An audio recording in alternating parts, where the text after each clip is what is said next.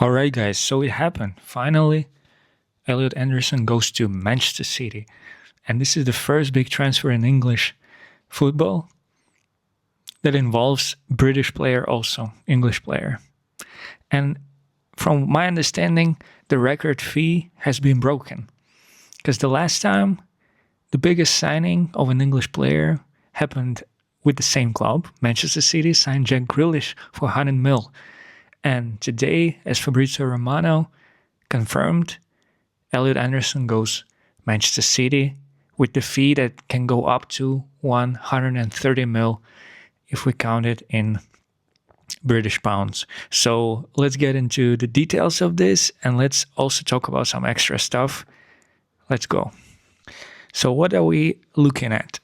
Elliot Anderson, a midfielder that has been so hyped this season. This guy is like the savior of England, basically, in the center of the pitch. A lot of talk about this guy this season. He's been linked to Manchester United, to Manchester City, even Liverpool, from what I understand. However, he chose Manchester City, and to be honest, 2 months ago, it was already clear that he's definitely not going United, and his preference lies with Manchester City. Hard to say exactly why. Definitely feels like a preference of a player, if I'm being completely honest with you. So what this type of player can offer you on the pitch, definitely almost everything. If you go right now, click his highlights on YouTube, watch his performance, definitely he was extremely important for Nottingham Forest this season. He and Gibbs White created this attacking duo that scored a lot of goals and contributed to attacking actions of Nottingham Forest dramatically. So he will be a tough person to replace at Forest. However, this type of player cannot stay at this kind of lower mid-table. I'm sorry, Nottingham Forest cannot stay at the club for too long. This season was his breakout season, and it was already enough to get him into this like never-ending rumors and links to major clubs in England. He was called to play in World Cup. He's right now in the United States, and the medical, from what we understand, will be happening in United States. So Fabrizio Romano broke the news, and Ben Jacobs also broke the news. And from what I understand, club officially probably will announce him either on the weekend or on Monday. We'll see. Because at the same time, a club can announce him, but you cannot really take a picture of a player signing contract, or you cannot show fans a video of a player arriving at the stadium or like holding a shirt, because obviously he's on duty with English national team and they have a game in 2 days. I think they're playing Panama. It's the last game of a group stage. I don't think we should expect any type of content. This is AI, obviously. I don't think we should expect any type of like official content that will be. I think it's going to be just an article by Manchester City officials, official website, and that's about it. So what do we know?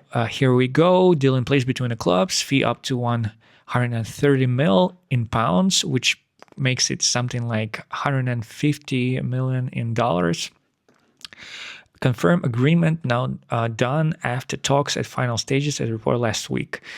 What does it mean for other transfers? It feels like a little bit the floodgate has been opened. The new record has been set in place. I don't think it means anything for example, a transfer of Mateus Fernandes, purely because he's not a Portuguese national team player. And also the situation with him is different, and West Ham are desperate to sell him because they need finance.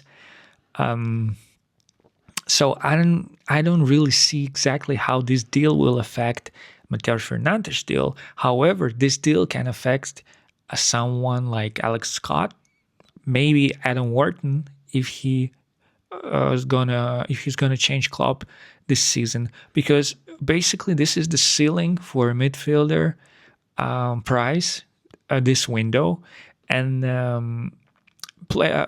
clubs that will be trying to sell also English midfielder players, they will definitely take into consideration this price tag for sure. I wouldn't say it will be a reference point, but of course, it's like a ceiling that has been installed by Manchester City. Many people will be displeased with it. They will say that, again, they broke the record, so it means that other clubs will have to pay more. However, this is the market.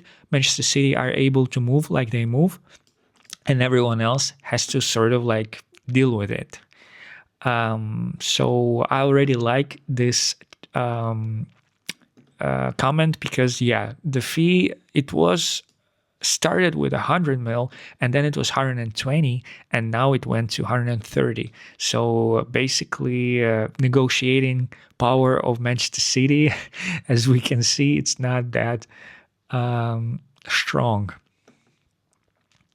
Of course, Manchester City fans, this is Manchester City subreddit, they will justify this price, and they have money. They don't have to. Manchester City fans historically, since the club was acquired by Saudis, they're not really bothered by the money that they're spending, because it's like, it's not our money, so who cares?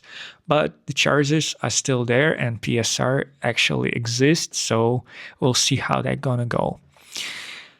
And basically, that was the main piece of news that I wanted to cover, since it was broken like an hour ago. And I thought, you know what, let me also report that.